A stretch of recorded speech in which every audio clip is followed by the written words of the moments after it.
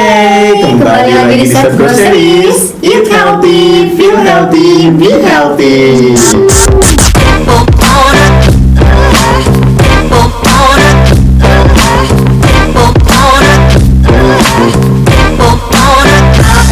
Kembali lagi ya membuat konten tentang masalah kesehatan dan kecantikan bersama Dr. Eliana. Iya. Nah, sebelum memulai nih, kita kenalan dulu ya. Kalau tak kenal maka tak sayang. Banget. Kan? Nah, bisa jelaskan nggak tentang sedikit profil dokter?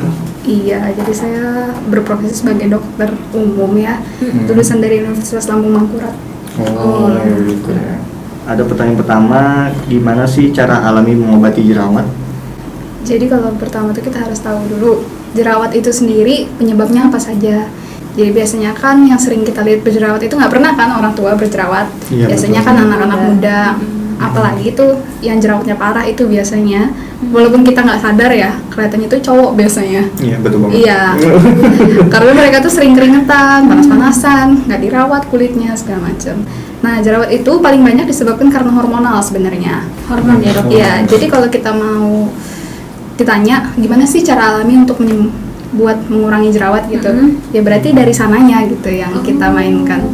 Kalau hormonal itu sendiri biasanya dia disebabkan karena makanan paling banyak kalau anak-anak zaman sekarang. Iya betul. Kan lagi rame nih fast food segala macam.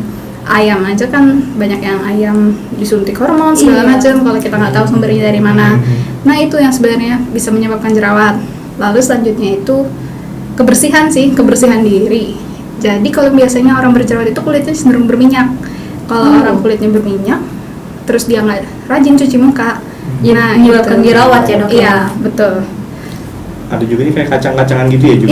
Iya bener, sama kacang-kacangan. Oh, betul. Itu bisa Kacang tanah. menyebabkan jerawat gitu? Kalau kacang? Kalau itu tergantung orangnya. Oh, Kalau memang dia tergantung. hormonalnya sensitif, terus dia makan kacang, itu bisa makin memicu kayak gitu anggapannya. Tapi bahkan untuk kayak kacang goreng atau kacang rebus itu sama aja. Kacang sama. Oh, sama aja ya bikin jerawat. Kacang gitu ya. tanah sih biasanya. Oh, bukan yang masalah Gitu. rebus atau gorengnya itu ya. Bukan masalah itu. Cuman Oh. memang kalau gorengan itu dia lebih bikin berjerawat ya, karena dia secara Berminyak. umum bikin kulit kita berminyak di muka ataupun di badan itu sama gitu. Oh, seperti itu. Jadi ini lebih bagus banyak-banyak nyuci muka gitu dok? Bukan banyak-banyak. Jadi kalau nyuci muka sendiri itu ada aturannya sebenarnya. Oh ada aturan. Kalau dia terlalu banyak juga, kita misalnya kita cuci muka sampai 5 kali gitu sehari kan, itu kulit kita malah jadinya kering banget. Nah, di saat kulit kering itu sebenarnya kelenjar minyak kita malah makin memproduksi dari si kelenjar minyak, dari minyak-minyak di muka tadi. Oh iya, ada aturannya juga nih ya? Biasanya maksimal 3 kali sih. Oh 3 kali. Apa kalau kita habis beraktivitas di luar kan biasanya lengket tuh. Betul banget. Itu biasanya cuci muka 3 kali, pagi, siang, sore. Dokter, terus ada lagi pertanyaan. Pasca melahirkan biasa kan perut itu gelambir dan muncul stretch mark tuh. Gimana cara menghilangkannya nih dok? Iya. Iya, jadi pertama kita harus tahu dulu ya, kalau stretch mark itu kenapa dia bisa muncul stretch mark. Jadi stretch mark itu sebenarnya muncul saat seseorang itu dari badannya yang biasa aja tiba-tiba gendut, kan habis melahirkan dia kempes lagi tuh biasanya. Nah, karena perubahan berat badannya yang cepat itu dan drastis, itu yang bisa bikin stretch mark kayak gitu. Kalau ibu-ibu hamil itu kan karena rahimnya membesar, ada bayinya, makanya paling kentara kan di bagian perut tuh stretch marknya kayak gitu. Tapi ini dok, apakah benar kalau hamil gitu, kalau digaruk pakai tangan nanti ya mengakibatkan stretch mark gitu? Itu benar? Memperparah sih sebenarnya. Oh, memperparah ya. Sebenarnya kita harus bedain ya stretch mark sama adanya garis-garis yang biasanya dipunyai sama ibu hamil kayak gitu. Biasanya ibu hamil itu kan ada di perutnya bagian garis-garis yang warnanya merah segala macam. Itu sebenarnya bukan stretch mark. Oh, bukan itu ya. memang garis yang biasanya dipunyain sama ibu hamil karena faktor hormonalnya juga salah satunya kayak gitu. Caranya penguranginya ya salah satunya kita harus mengurangi untuk digaruk karena itu bisa memperparah. Selanjutnya sih kalau untuk berat badan itu kan nggak bisa kan, otomatis kalau hamil beratnya pasti naik drastis kayak gitu. Terus gimana ngilanginnya itu? Ngilanginnya bisa dengan kalau setelah hamil Pertama caranya bisa dengan mengkonsumsi makanan yang kaya kolagen kayak gitu. Oh, yang kayak lagi jadi mau berkurang gitu. Iya, karena stretch mark itu bisa disebabkan karena kurangnya jaringan elastis. Jaringan elastis itu kan terdiri dari kolagen tuh. Nah, jadi kalau kita banyak minum kolagen itu bisa membantu lah sedikit paling enggak. Oh, bantu menghilangkan Gitu. kulit stretch mark itu dengan banyakin kandungan kolagen tadi ya. Oh, Iya, gitu. benar. Ini ada pertanyaan dari luar ya. Ini kayaknya curhatan dari kameramen nih. Katanya gimana sih cara menghilangkan ketiak hitam gitu ya? Oh, jadi ketiaknya ada hitam gitu ya. Iya, betul banget. Gimana tuh ya? Jadi pertama, kalau untuk bagian ketiak itu kan itu bagian lipatan ya. Iya, iya, iya. Lipatan dari kulit itu biasanya memang lebih hitam daripada kulit yang di bagian tubuh lainnya. Ini saya mohon maaf ya, saya bukan ngatain hitam loh. Jadi biasanya itu, jadi karena memang kulit yang lainnya agak sedikit coklat kayak gitu. Nah, itu bagian kulit. Habis itu di lipatan tangan kayak gitu, sama di bagian sikut kayak gini, itu memang dia cenderung lebih hitam biasanya. Kalau pada orang-orang, caranya gimana mutihinnya? Sebenarnya sama kayak mutihin badan kayak gitu, karena dia bagian dari kulit juga. Cuman karena dia berlipat-lipat, terlihatnya tuh lebih hitam kayak gitu, sama lebih dekil kayak gitu. Kali aja diolesin dengan ya apa yang Krim. sabun wajah ya sih. Oh Bisa iya, nggak? bisa. Nggak bisa ya. Iya. Tapi kalau kulit yang nggak ada kelipatan seperti kulit di tangan mungkin dok gimana itu? Cara melihat. Iya. Ini kayak ini kemarin bisa kan kayak bekas Ada dari iya. naik motor kan panasan jadi hitam Ah. gimana tuh? Oh gitu. Kalau itu sih, kalau cara mutihin kulit yang terkena matahari itu ya itu dilindungin kayak gitu pas lagi kali terkena matahari. Kalau kita mau mutihin kulit itu biasanya usahanya tuh berlaku untuk seluruh badan, bukan cuman di bagian sini aja kayak gitu atau di bagian ketiak aja. Biasanya kalau satu badan bertambah putih itu otomatis bagian-bagian yang kayak yang sering terkena matahari sama yang di bagian lipatan-lipatan itu akan bertambah putih kayak gitu. Oh, gitu ya. Jadi agak susah ya untuk menghilang apa menghitam dari hitam ke putih itu susah ya gitu ya. Sebenarnya sih kalau yang saya dengar sih ada sih memang hand body yang bisa bikin putih segala macam ya. Cuman kalau memang mau pakai itu pun disarankan konsultasi ke dokter kulit kayak gitu supaya aman, karena kan kalau yang Banyak dijual- banget nih ya sekarang. yang dijual bebas kita Iya. nggak bisa jamin sih keamanannya kayak Terus kan gitu. beda-beda, ada juga yang menyebabkan katanya pakai sabun wajah ini nggak cocok, sabun wajah ini bisa beda-beda gitu, gimana tuh? Itu tergantung kulitnya memang. Oh gitu ya. Nah, tapi yang sering terjadi itu kita salah mengenali kulit kita gitu. Kita ngerasa berminyak, padahal sebenarnya kulit kita itu kering. Tapi karena saking keringnya dia, jadi kulitnya itu memproduksi minyak berlebih. Lalu malah dibikinnya tambah kering lagi kayak gitu dengan sabun wajah yang bikin kering misalnya untuk kulit berminyak. Nah, itu kan makin parah tuh kondisinya gitu. Tapi ini apakah benar nih dok? Katanya kalau mengkonsumsi banyak air putih itu bisa memutihkan kulit gitu. Kalau air putih ya? Iya. Air putih ya. Setahu saya sih enggak. Oh. Enggak ya. Cuman kalau vitamin C bisa memang memutihkan kulit. Misalnya nih konsumsi buah-buahan yang kayak vitamin C, Papaya mungkin. iya, papaya, jeruk gitu-gitu. Jeruk sih yang paling jeruk ya. kaya. Betul. Terus nih, ini kuat loh kamu men. Karena aja khas Anda. Oke, nih ada lagi pertanyaannya ya. Nih saya berumur 40 tahun terus ada masalah flek, apakah bisa hilang? Iya. Jadi untuk masalah flek ya. Iya betul. Jadi flek itu penyebabnya dua sebenarnya. Bisa karena keturunan, bisa karena hormonal. Kalau hormonal itu pada ibu-ibu yang paling sering karena kontrasepsinya sih, gitu. Kalau flek yang gara-gara kontrasepsi, bisa jadi setelah kontrasepsinya diputus, itu fleknya hilang juga. Nah, ada kasus di mana dia itu pakai kontrasepsi, tapi dia keturunannya juga flek. Nah, kalau itu agak susah hilangnya gitu. Oh, karena faktor keturunan pasti susah hilangnya. Iya, kan? sebenarnya ada pengobatan untuk flek kalau dari dokter kulit itu. Biasanya sih pakai krim-krim segala macam kayak gitu. Iya. Nah, itu kan obat-obatnya memang keluarnya harus pakai resep dokter ya, karena dosisnya kita harus atur kayak gitu. Walaupun dia kelihatannya krim kan, itu ada dosisnya juga. Iya. Terus Nah. untuk makanan alaminya ada nggak? Kalau untuk makanan alami penyegah flek, kalau makanan sih nggak terlalu berpengaruh sama flek. Cuman yang paling berpengaruh itu paparan sinar matahari sih kalau flek itu.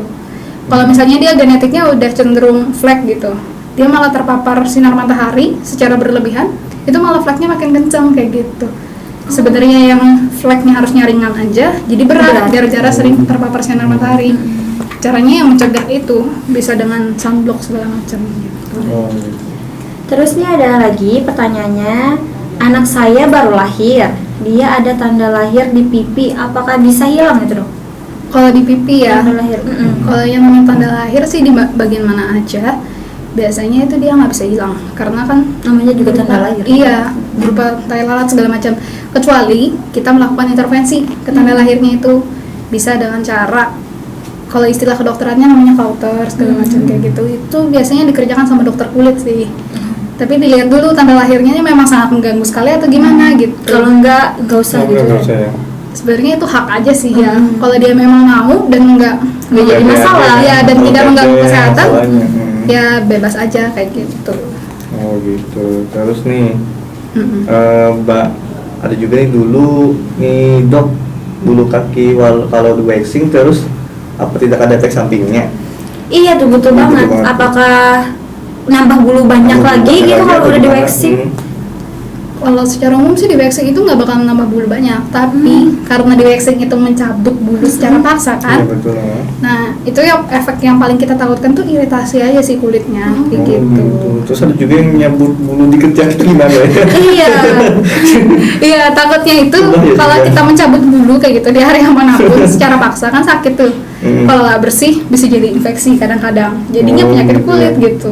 Jadi Misalnya waxing nih, itu sebenarnya nggak sehat ya? tergantung kebersihannya sih. Oh gitu ya. Iya, kita Ada- nggak bisa ngejudge nggak sehat juga sih. Soalnya ada orang kebanyakan pakai lakban gitu. Iya, kalau waxing yang kayak gitu nggak boleh memang. Iya betul. Iya, nanti kan kalau misalnya ketiaknya di waxing secara nggak sehat kan tiba-tiba ada jerawat ketiaknya kan malah nggak tambah nggak cakep kan. Terus nih, kalau mengalami bau badan yang menyengat, terus dia tidak bisa nih dok menyadarinya gimana nih kita ngasih tahu, masa gini, kok bau badan kamu bau banget gitu, kan nggak enak gitu. Iya, ini salah bau badan. Nggak bisa bau badan lagi. Bau aman nggak? Sebenarnya sih kalau Aman gak ya?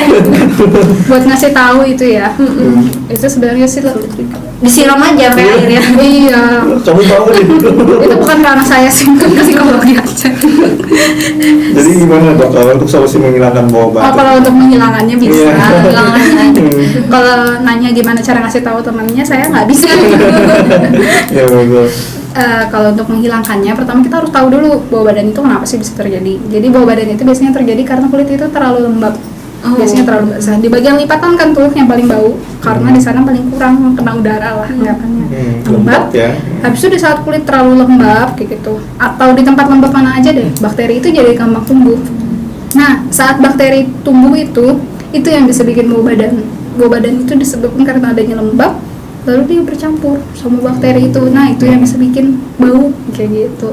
Caranya berarti gimana? Ya caranya otomatis dengan cara menghilangkan si kelembapan tadi sama bakteri tadi. Pertama bisa Mandi. jadi iya otomatis kalau mandi kan emang jelas ya nggak usah sebenarnya. Mungkin bajunya sih kalau orang-orang yang merasa dia gampang berkeringat kayak gitu kan memang ada orang yang hormonnya dia jadi cenderung lebih berkeringat kan. Kalau menjaganya dengan cara minum jamu atau gimana? gimana gitu dok? Boleh nggak? Boleh sih selama jamunya tuh memang jelas isinya apa, habis itu aman kayak gitu. Selama bisa yakin itu nggak masalah. Nggak jadi masalah. Ada nggak buah-buahan atau sayur yang alami biar menghilangkan bau badan gitu? Kalau buah-buahan dan sayur-sayuran sih setahu saya nggak ada. Oh enggak. Kalau secara medis. Iya. Yang penting bajunya jangan terlalu panas. Habis itu kalau aktivitas yang habis berkeringat gitu ganti bajunya. Kalau bisa yang mandi kayak gitu supaya nggak terlalu dekil juga sih. Nih terus lagi dok tuh, maaf dok saya punya kutil sejak kecil, bagaimana sih cara menghilangkannya? Kutil ya? Kutil ya. Mas kutil ya. Ini banyak yang curhat ya memang. Dari ketiak kita sampai kutil. Ini salah satu kameramen kita. Sampai kameramen kita pun ikut curhat ya. Kalau kutil itu sih sebenarnya dia itu adalah tonjolan di area kulit ya biasanya. Nah, masalahnya dengan kutil itu, walaupun dia sejak kecil ada kutil, nanti pas besar si kutilnya dihilangkan dengan intervensi biasanya dengan tindakan dokter. Itu bisa tumbuh lagi kutilnya kayak gitu. Oh bisa tumbuh lagi ya? Bisa, kutil itu bisa tumbuh lagi kayak gitu. Cuman kalau untuk menghilangkannya memang ada tindakan sama kayak tadi cara menghilangkan tanda lahir. Caranya di counter tadi itu. Nah itu bagiannya dokter kulit tuh yang meng-counter kayak gitu tuh. Counter itu gimana sih?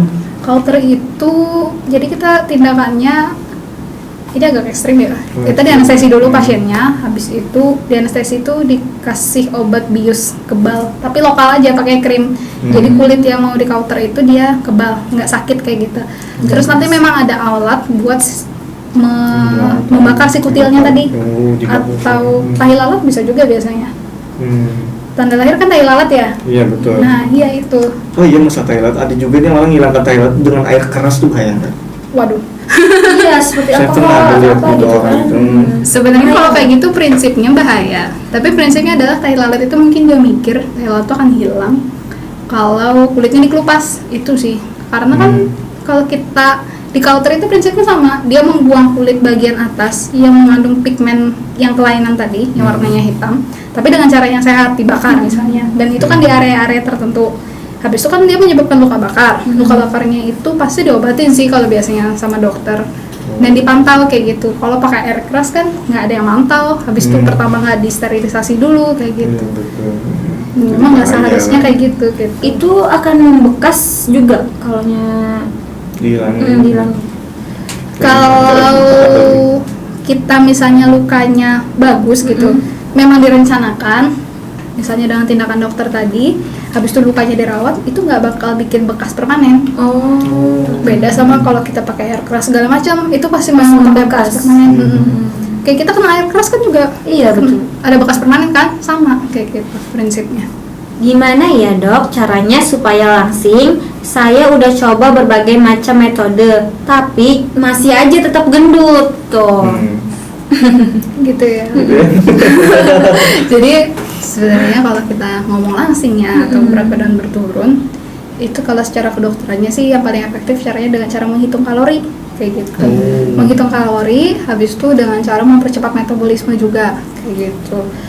Dan gimana sih caranya supaya metabolisme kita itu bisa meningkat kayak gitu, sama gimana sih caranya menghitung kalori yang benar kayak gitu. Kan ada tuh diet yang dia kelaparan sehari tapi nggak kurus-kurus gitu orangnya, yang ada sakitnya aja, habis sakit habis itu gendut lagi kayak gitu.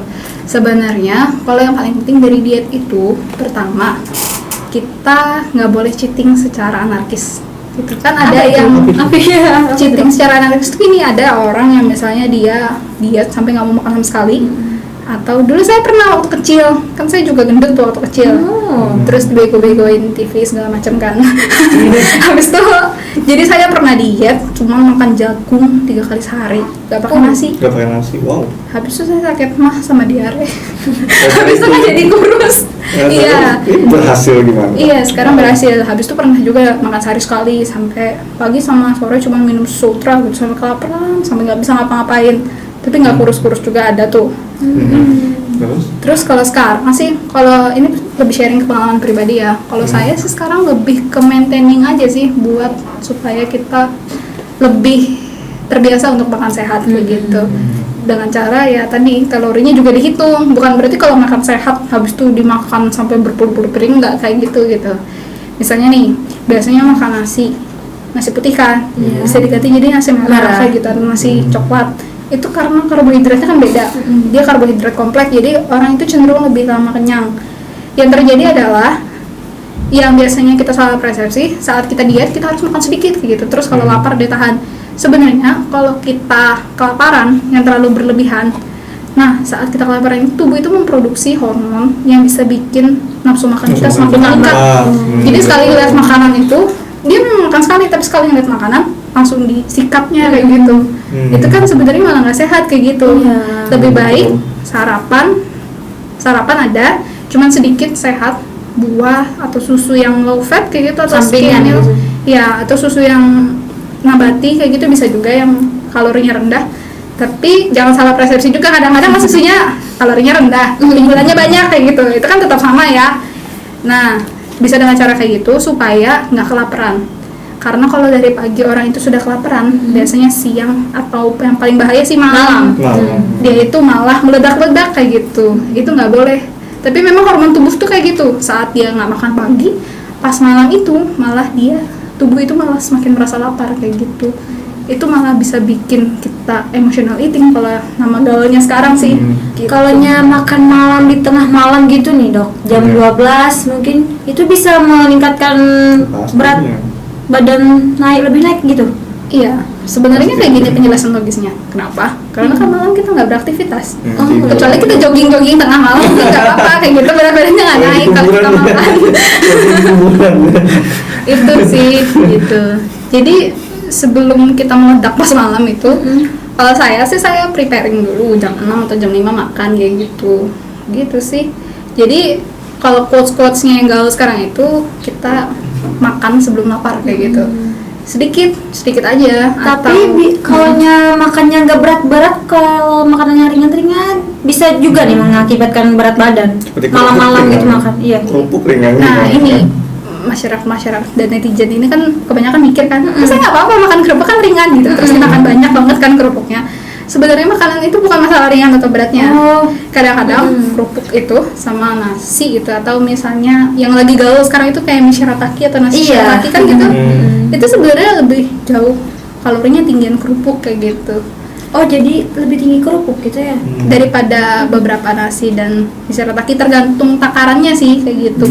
Cuman kalau kita namanya makan kerupuk kan nggak kenyang ya. Jadi kita kadang merasa sedikit aja kayak gitu. Padahal udah banyak. Kerupuk itu bukan masalah kerupuknya yang bikin berlemak, minyaknya. Iya, kecuali kita bisa makan kerupuk tanpa digoreng kan? Nggak mungkin ya. Kerupuk tanpa digoreng. Kita kan nggak bisa kan? Itu cuma kameramen aja yang makan. Kerupuk rebus ya mungkin. Itu nggak bisa. Jadi kadang-kadang orang gendut itu karena hal-hal sepele kayak gitu. Dulu pernah ada pasien saya nih curhat juga. Aku cuma makan kentang goreng aja kok malam ini kayak gitu, sedikit aja gitu. Dan minyak juga ya? Iya, kentangnya nggak masalah, minyaknya itu sedikit aja gitu. Dia bilang berapa banyak gitu. Cuman iya nggak turun besoknya. Sebenarnya masalahnya di situ, bukan masalah sedikit atau banyak, makanannya ringan atau berat. Cemilan itu kalau kita lihat kalori, kan ada tuh nutrition fact di belakangnya. Itu kalorinya lebih banyak. Kayak misalnya wafer gitu, 1 stick doang. Itu 90 kalori. Kayak anggapannya saya compare ya, karena saya lagi doyan makan mie shirataki sekarang. Kayak mie shirataki kita dapat 1 mangkok itu udah kenyang dan beneran kenyang kayak gitu. Itu 90 kalori juga. Atau mungkin kalau masaknya bagus bisa di bawah itu kayak gitu. Beda banget sama instan ya, mie instan. Iya, kalau mie instan tuh nggak tahu sih. Memang dia lebih bikin nggak kenyang. Karena karbohidratnya bukan karbohidrat kompleks. Kalau kayak nasi merah sama coklat itu kenapa buat diet? Sebenarnya kalorinya sama, tapi dia karena karbohidrat kompleks, dia lebih lama laparnya. Oh, gitu. Terus kalau makan banyak coklat, tergantung coklatnya lagi. Ya. Sebenarnya kan ada tuh sekarang lagi coklat diet yang dakoko ya kata orang tuh yang lagi gaul. Habis itu gulanya nggak terlalu banyak. Itu sebenarnya nggak apa-apa kayak gitu. Itu bisa bikin membantu juga kayak gitu. Tapi kalau misalnya coklatnya manis banget kayak gitu, ya lebih kerasa gulanya daripada coklatnya kan ada aja tuh yang jualan kayak gitu. Itu nggak boleh sih kalau secara berlebihan. Selain karena efek gendutnya, jadi sifat gula itu adalah sekali kita minum gula, misalnya kita minum es teh nih hari-hari, misalnya Mas Hasan suka minum es teh hari-hari gitu, dia semakin kita craving sugar, kayak kita lebih pengen gula terus makannya gitu. Saya pernah ada di fase itu, tapi saya berusaha buat mengkat dan mengubah kebiasaan. Yaitu gula itu memang sebikin kecanduan itu kayak gitu. Makanya kenapa nasi putih sama nasi merah orang bilang kan, kok nggak enak sih nasi merah gitu kan? Nasi merah, nasi goreng warnanya merah. Iya. Ini agak receh mungkin. Warnanya merah. Iya, itu sebenarnya malah perbedaan karbohidratnya itu. Gula itu juga kan ada gula diet, ada gula macam-macam kan. Perbedaannya di situ gitu. Seberapa besar dia menaikkan gula darah kita saat kita memakan itu, dan seberapa besar kalau bukan kalori sih, seberapa besar dia cepat terurai sama tubuh. Itu yang bikin bedanya makanan sehat sama enggak. Oh gitu. Nih sebelum penutupnya ada pertanyaan netizen yang ini di luar nalar, kayaknya di luar nalar dari dokter nih ya. Aneh banget pertanyaannya nih. Kira-kira dalam penerawangan dokter apakah COVID-19 ini bisa hilang atau gimana? Waduh. Ngomong penerawangan, terawangkan juga nih dok, jodoh saya. Mel. Jadi kalau penerawangan Penerawangan kan? Ramalan gini. sih saya udah terbiasa ditanya kayak gini. Oh ya itu biasa. Emang teman-teman yang lain juga yang satu profesi pasti ditanya gitu. Emang sampai kapan sih dok COVID gitu? Terus COVID banyak ya dok di Banjar kayak gitu. Jadi gini teman-teman, dokter itu kita tuh cuman kerja, kita nggak hitung statistik gitu. Nah terus kalau ditanya sampai kapan COVID itu tergantung dari kita sendiri.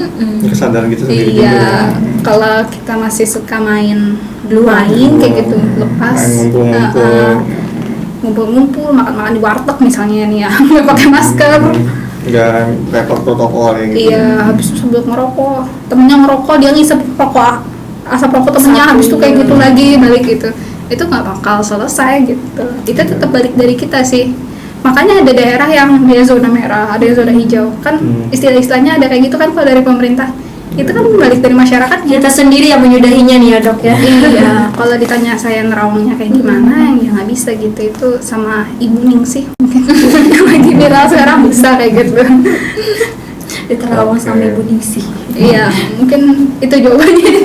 Minta tolong Ibu Ningsih yang lebih berkompetensi. Siapa ningsinya? Saya kan yang lagi viral di mana sih? Di infotainment itu. Yang bisa meramal perceraian selebriti. Nih kita udah dulu ya untuk konten hari ini. Masalah tentang kesehatan dan kecantikan bersama Dokter Eliana. Belum dokter pulang, kita ada sedikit bingkisan dari Sep Groceries. Tuh. Kameramen ambilkan. Kameramen? Oh sini. Oh ini dia. Dokter. Mohon diterima ya. Ada saya bingkisan dari samping. Gak sopan Nggak sopan. Gak sopan banget. Iya, makasih ya. Ya. Lucu juga nih. Selalu pantengin terus Instagram Sep Groceries mulai dari postingan kami, feed kami dan juga postingan kami. Dan jangan lupa untuk YouTube kami di Like, comment, and subscribe. Nah, nih dokter, nih kami ada slogan nih. Iya. Diikutin ya. Diajarin Ajarin dulu. dulu Kak. Nah, jadi kalau kami bilang Sep Sep Groceries, Groceries, eat healthy, feel healthy, be healthy. Oh iya. Bisa? Bisa. Mulai? Oke, 1, 2, 3. Sep Groceries, Eat healthy, feel healthy, be healthy. Bye-bye. Sampai jumpa konten berikutnya ya.